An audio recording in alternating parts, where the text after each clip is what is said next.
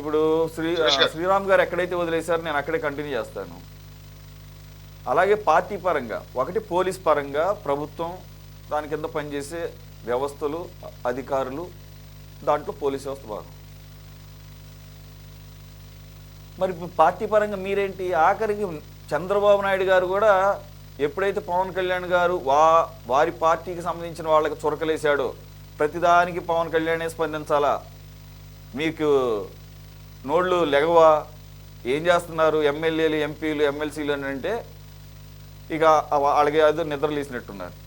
తర్వాత 2 రోజులు కనుకుంటా మీ నాయకుడు కూడా అధినాయకుడు కూడా చెప్పాడు, కూటమిలో ఎవరినన్నా కానీ కూడా కూటమి మొత్తాన్ని అన్నట్టే. అది చెప్పిన తర్వాత జరిగింది ఇది. అసలు పార్టీ నుంచి స్పందన ఉండదు ఏంటండి, అది భయమా? కాదు క్రిస్టియన్స్ను లేకపోతే దళితులు ఏమన్నా ఇటువంటి వాటిని ప్రోత్సహిస్తారా?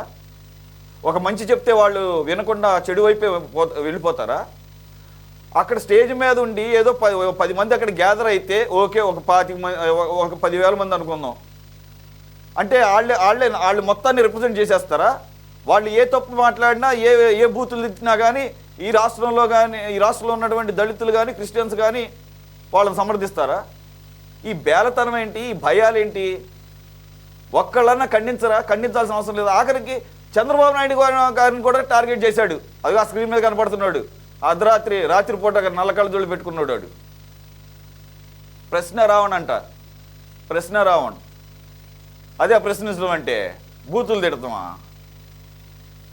ఏం సార్ ఏంటి లోపం? మిమ్మల్ని చూసి పోలీసులు కూడా నీరు గారిపోతున్నట్టున్నారు, వాళ్ళకి లేని దొరకదు మనకెందుకని చెప్పేసి. ఎగ్జాంపుల్ చెప్తాను. ఆ కేవీఆర్ అన్న వాడి మీద ఇది కేసు పెట్టింది ఏప్రిల్లో. వెళ్ళారట, అరెస్ట్ చేసి తీసుకొస్తుంటే ట్రాన్సిట్ సరిగ్గా ప్రొసీజర్ ఫాలో అవ్వలేదని చెప్పేసి వెంటనే హెబియస్ కార్పస్ వాళ్ళు ఫైల్ చేస్తే వెంటనే వదిలేయాల్సి వచ్చింది. నిన్న పర్ఫెక్ట్గా వెళ్ళి సరూర్ నగర్ పోలీసులకి ట్రాన్సిట్ ప్రొసీజర్స్ అంతా ఫాలో అయ్యారు. ఇది ముందెందుకు ఫాలో అవ్వలేదు పోలీసులకు ఆ మాత్రం నాలెడ్జ్ లేదా? ఒకటి. ఇక నిన్న రావణ్ అన్నవాడు అతన్ని పిఠాపురంలో పోలీస్ స్టేషన్ తీసుకొచ్చి విచారణ చేసి జడ్జి ముందు ప్రవేశపెడితే వెంటనే బెయిలు, మళ్ళీ వెంటనే అరెస్ట్ చేశారు ఇంకో కేసు మీద. ఇప్పుడు దాని మీద రిమాండ్కి ఏమైనా పెడతారేమో తెలియదు. ఇక వీళ్ళ చేత కాదని చెప్పేసి నిర్ణయించుకున్నారు కాబట్టి ఇది మన చేతుల్లోకి తీసుకోవాలని చెప్పేసి ఈరోజు మధ్యాహ్నం వీడికి మళ్ళీ బెయిల్ వస్తుంది, అటువంటి సెక్షన్లో పోలీసులు పెడుతున్నారు, ఈ ప్రభుత్వానికి వల్ల కాదు అని చెప్పేసి జన సైనికులు మాకు అప్పచెప్పండి అని చెప్పేసి పోలీసు వారి మీద కోడిగుడ్లతో దాడి. ఇవన్నీ వాంఛనీయమా? ఇవన్నీ జరగాల? సార్ సురేష్ గారు, మీకు ప్యానల్లో ఉన్న పెద్దలు శ్రీరామ్ గారికి, బాజీ గారికి, మొహిద్దీన్ గారికి, 24/7 ప్రేక్షకులకి గుడ్ ఈవినింగ్ అండి. సురేష్ గారు, ఈ ప్రశ్న రావణ కేవీఆర్ లాంటి జర్నలిస్టులుగా చెప్పుకుంటున్న వాళ్ళు చేస్తున్న వికృత చేష్టలు, విష ప్రచారాలు, జుగుప్సాకరమైన వీడియోల వల్ల మీలాంటి సిన్సియర్ జర్నలిస్టులు కూడా మచ్చ వస్తుంది, చెడ్డ పేరు వస్తుంది. ఇక్కడే కాదు, యావత్ తెలుగు రాష్ట్రాల్లో ఉన్న సిన్సియర్ జర్నలిస్టులకి, సీనియర్ జర్నలిస్టులు. నిన్న కేవీఆర్ అనే వ్యక్తిని అరెస్ట్ చేసేటప్పుడు పోలీసులు అడగడం జరిగింది, నీ ఐడెంటిటీ కార్డు ఏది, నువ్వు జర్నలిస్ట్ అని చెప్తా ఉన్నావని. నాకు ఐడి కార్డు ఏం లేదు, నేను యూట్యూబర్ అని చెప్తా ఉన్నాను. వైఎస్ఆర్సీపీ ప్రేరేపిత, క్లియర్ గా చెప్తున్నాను సురేష్ గారు, వైఎస్ఆర్సీపీ ప్రేరేపిత సోషల్ మీడియా యాక్టివిస్టులు యూట్యూబ్ ఛానల్స్ పెట్టి వాళ్ళని వాళ్లే జర్నలిస్టులుగా అభివర్ణించుకుంటూ సమాజం మీద, కూటమి ప్రభుత్వం మీద, నారా చంద్రబాబు నాయుడు గారి మీద, నారా లోకేష్ గారి మీద, అదే విధంగా గౌరవ ఉప ముఖ్యమంత్రి పవన్ కళ్యాణ్ గారి మీద విషం చిమ్ముతా ఉన్నారు ప్రతినిత్యం. ఏదైతే ఈ కేవీఆర్ అనే వ్యక్తి ఉన్నాడో వైఎస్ఆర్సీపీ పార్టీ ఫాలోవర్, జగన్మోహన్ రెడ్డి గారిని కలిసిన ఫోటోలు కూడా ఉన్నాయి, జగన్మోహన్ రెడ్డి గారికి అత్యంత ఆప్తుడు. ఈ ప్రశ్న రావణ అనే వ్యక్తి అట్లాంటి వ్యక్తి. వీళ్ళు ఈరోజు కనీసం జర్నలిస్ట్ ఏం చేయాలి, జర్నలిస్ట్ బాధ్యతలు ఏంటో కూడా తెలియని పనికి మాలిన పెదవులు వీళ్ళు. సమాజంలో జరుగుతున్న సంఘటనల్ని, సమస్యల్ని ప్రజలకి నిష్పక్షపాతంగా అందించే వ్యక్తే జర్నలిస్ట్. ఒక వార్త వస్తే ఆ వార్తని నిష్పక్షపాతంగా శోధించి దాన్ని ప్రజలకి నిజాయితీగా తెలియజెప్పాల్సిన వ్యక్తి జర్నలిస్ట్. ప్రజా సమస్యలపై, ప్రభుత్వ విధానాలపై, సమాజంలో జరుగుతున్న సంఘటనలపై ప్రజలకు అవగాహన కల్పించి, అదేవిధంగా ప్రజలు పడుతున్న సమస్యల్ని, రాజకీయ నాయకులను, అధికారులను ప్రశ్నించాల్సిన జర్నలిస్టులు. ఇది జర్నలిజం చేయాల్సిన పని, మీలాంటి సీనియర్ జర్నలిస్టులు చేస్తున్న పని. కానీ ఇట్లాంటి పనికి మాలిన వాళ్ళు ఏదైతే ఒక వ్యక్తి ప్రేరేపిత అతని దగ్గర నుంచి డబ్బులు తీసుకొని వీళ్ళ బతుకు తెరువు కోసం యూట్యూబ్ ఛానల్స్ ని, సోషల్ మీడియాని అడ్డు పెట్టుకొని భావ వ్యక్తీకరణ స్వేచ్ఛ పేరుతో ముఖ్యమంత్రులను లేదు, ఉప ముఖ్యమంత్రులను లేదు, మంత్రులను లేదు, ఎమ్మెల్యేలను లేదు, వాళ్ళ కుటుంబ సభ్యులతో సహా రోడ్డుకి ఇడ్చి బదనాం చేస్తూ వీళ్ళ బతుకు తెరువు కొనసాగిస్తా ఉన్నారు. ఖచ్చితంగా ఇట్లాంటి వారిపై కఠిన చర్యలు ఉండాలి. న్యాయ వ్యవస్థలో ఉన్న చిన్న చిన్న లోపాలను అడ్డు పెట్టుకుని వీళ్ళు ప్రతిసారి బయటపడతా ఉన్నారు సురేష్ గారు. పోలీసులు సోషల్ మీడియాలో భావ వ్యక్తీకరణ స్వేచ్ఛతో ఎవడైతే ప్రవర్తిస్తాడో వాళ్ళ మీద ఏ సెక్షన్ లో పెట్టాలో ఆ సెక్షన్ లో పెడతా ఉన్నారు. కానీ అవన్నీ బెయిలబుల్ సెక్షన్లే. నిన్న పవన్ కళ్యాణ్ గారు చెప్పారు, ప్రశ్నించండి, విమర్శించండి, ప్రభుత్వానికి సూచనలు చేయండి, ఖచ్చితంగా మేము స్వాగతిస్తాం. కానీ దాన్ని బాధ్యతాయుతంగా ఉండాలి. పరిధి దాటి ప్రవర్తిస్తే ఖచ్చితంగా కూడా సోషల్ మీడియా మీద ప్రభుత్వ నియంత్రణ ఉంటుంది. రాబోయే రోజుల్లో కఠినమైన చట్టాలు తీసుకొస్తాం. సోషల్ మీడియా మీద పూర్తి నియంత్రణ ప్రభుత్వానికి ఉండాలని ఏదైతే నేను పవన్ కళ్యాణ్ గారు చెప్పారు.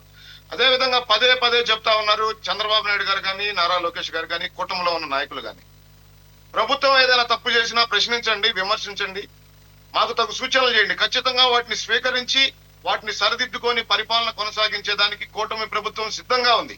అదే విధంగానే పనిచేస్తా ఉన్నారు నారా చంద్రబాబు నాయుడు గారు, పవన్ కళ్యాణ్ గారు, నారా లోకేష్ గారు, కూటమిలో ఉన్న నాయకులందరూ కూడా. కానీ ఈ రోజు మీరు కులాల మాటున, ప్రాంతాల మాటున, మతాల మాటున దాక్కొని ఏదైతే సమాజం మీద విషం చిమ్ముతూ మీ బతుకు కొనసాగించేందుకు మీ రాజకీయ లబ్ధి కోసం ఆడుతున్న నాటకాలను ప్రజలు చీకొడతా ఉన్నారు.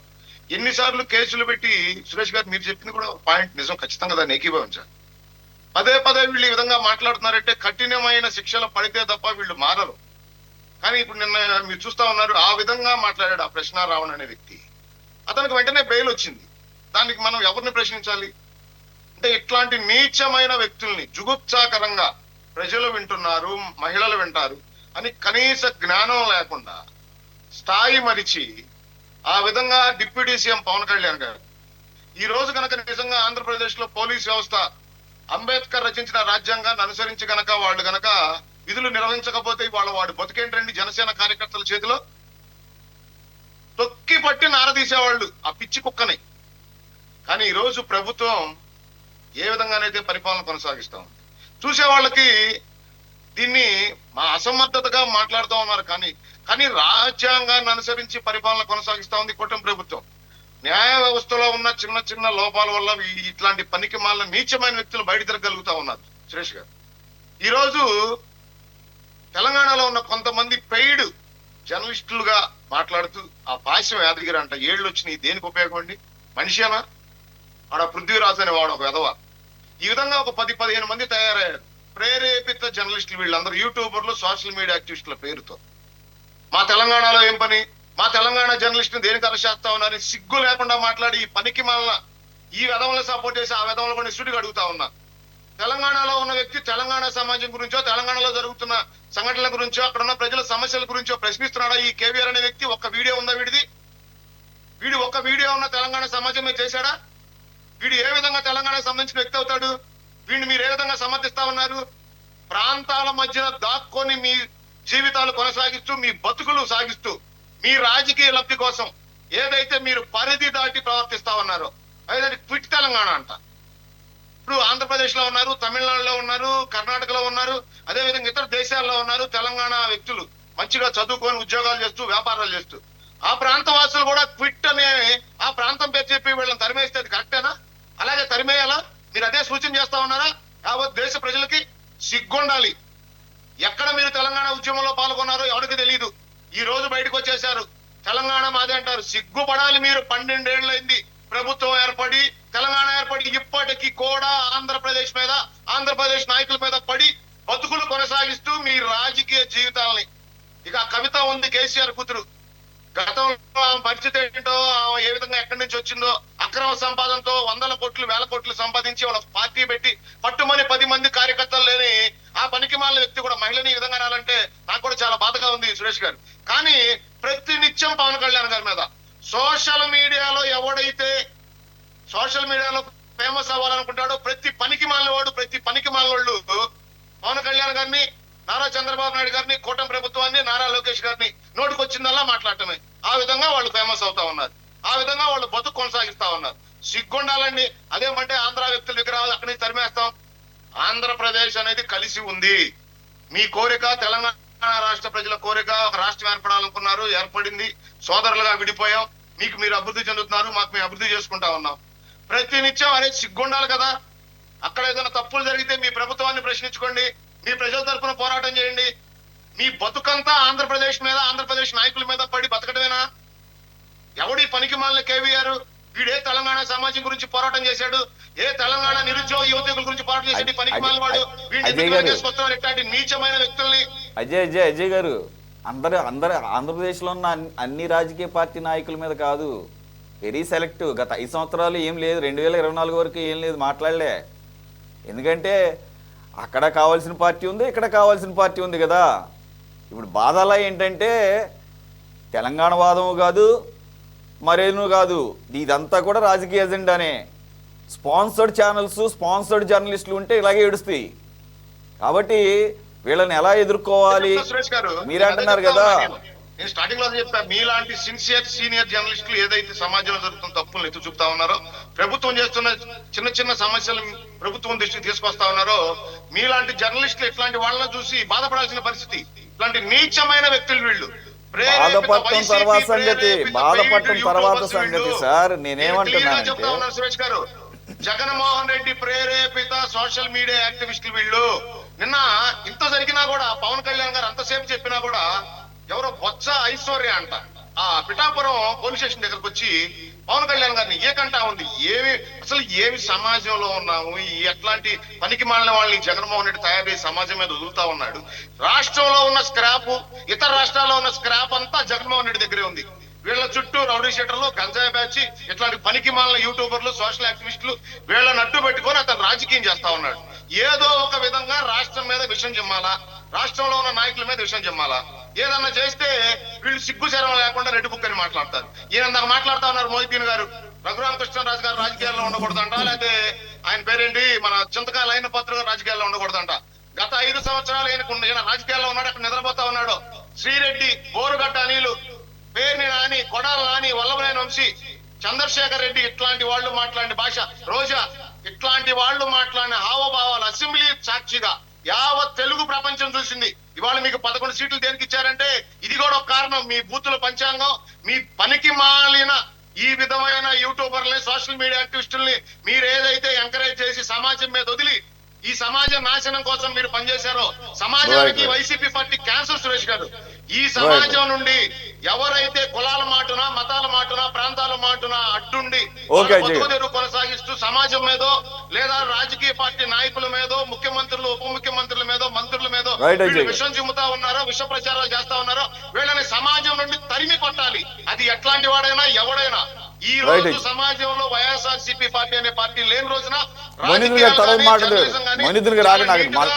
సమస్యలు లేని రాష్ట్రంగా ఉంటుంది. సురేష్ గారు, ఇట్లాంటి నీచమైన వ్యక్తుల్ని, సమాజానికి అవసరం లేని పార్టీ, క్యాన్సర్ లాంటి పార్టీ వైసీపీ పార్టీ. గత 5 సంవత్సరాలు జగన్మోహన్ రెడ్డి అవే మాట్లాడటం వల్ల ఉపయోగం లేదు. సురేష్ గారు, ఇప్పుడు మీరు చెప్పింది వాస్తవాలే, కానీ నేనేమన్నానంటే ప్రాక్టికల్గా ఆన్ గ్రౌండ్ కనపడాలి. ఇక్కడ డిబేట్లు ఎలా అయితే మాట్లాడుతున్నారో అలాగూ అన్ని స్థాయిల్లో ఉన్నటువంటి పార్టీకి సంబంధించి అలాగే ప్రభుత్వంలో ఉన్న వాళ్ళు కూడా అన్యాయంగా మాట్లాడుతున్నప్పుడు, వాళ్ళు సహేతుకంగా మాట్లాడుతున్నప్పుడు ఓకే వదిలేయచ్చు. ఇంత ఘోరంగా మాట్లాడుతుంటే మీ నోరు లెగలప్పుడు, ఇప్పుడు అజయ్ గారు నోరు లేచింది, ఇక్కడ గట్టిగా మాట్లాడారు, అలా కాదు కదా. పబ్లిక్ డొమైన్లో వాళ్ళ మాటలను ఖండించాలా. అలాగే అటు తెలంగాణ అయినా కూడా అంతే.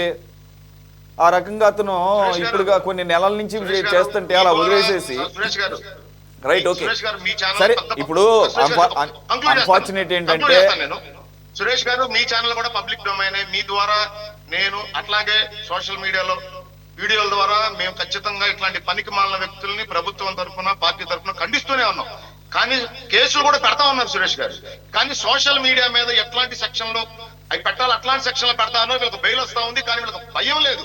ఖచ్చితంగా మీరు అన్నట్టు ఈ కోర్టులో న్యాయస్థానాల్లో ఈ సెక్షన్స్ మారాలి, వీళ్ళ మీద కఠినమైన చర్యలు తీసుకోవాలి, వీళ్ళకి బుద్ధి చెప్పాలి. లేకపోతే ఇట్లాంటి పనికి మాల విధంలో పదే పదే సమాజం మీద నాయకుల మీద విషయం చిమ్ముతూనే ఉండాలి. రైట్, రైట్, ఖచ్చితంగా ఓకే. ఇట్లాంటి ఓకే, వారికి ఓకే. కఠిన చర్యలు ఉండాలి సురేష్ గారు. ఓకే అజయ్ గారు. సో బాజీ గారు చాలా లేట్ అయింది ఇప్పటికే.